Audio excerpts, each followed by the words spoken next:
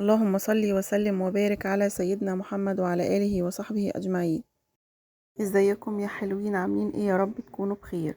حبايبي، النهارده هنعمل مع بعض صينية رقاق باللحمة المفرومة. طبعا دي أكلة مصرية طعمها حكاية جميلة جدا. يلا بينا نبدأ. أنا عندي هنا حلة هنزل فيها بالمادة الدهنية. أنا حطيت معلقتين سمنة فلاحي يعني. بعد كده هنزل عليها باتنين بصلة. انا طبعا كده كده ببقى مفرزة البصل عندي في الفريزر. فبنزل عليها كده وبغطيه واسيبه بقى ايه، بوطي عليه شوية النار واسيبه بقى يفك. وبعد ما بيفك كده بقى مع نفسه، بصوا. طبعا انتي في ايدك بقى تزودي بقى اضافات كتير بقى علشان تزودي كمية اللحمة.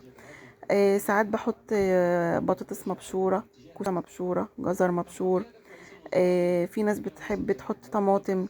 يعني على حسب انتي وراحتك، على حسب ما تحبي. طبعا بصوا، انا كنت حاطه هنا صراحه حطيت بطاطس مبشوره مع كوسه مبشوره كده عشان الولاد مش بيحبوها، فانا بحطها لهم وسط الاكل.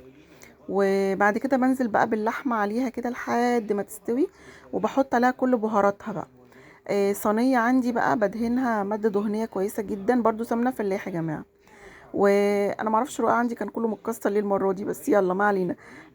انا مليت بيه، هو كان نص كيلو رقاق، وده طبعا كان ربع كيلو لحمه، بس ما شاء الله يعني عمل لي صينيه اللي انتوا شايفينها دي. بنزل بقى كده، بنزل بالرقاق في الشوربه. بتكون سخنه كويس جدا وانا غلياها يعني.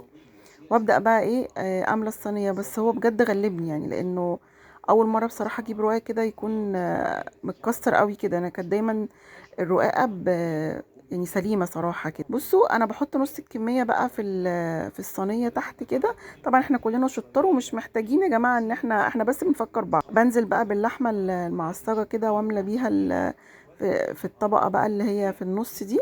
وهرجع بقى تاني ابل الرقاق تاني في الشوربه. بس طبعا دي بردت، فكنت جبت شوربه سخنه وابل فيها رقاق. يا جماعه انا ببل بسرعه واروح حاطاه في الصينيه وادهن وشها سمنه كده طبعا وادخلها الفرن.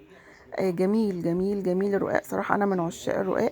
اكله الاعياد وغير الاعياد كمان يعني. وده شكل الصينيه لما طالعه طبعا. بصوا، تحفه تحفه يشهي.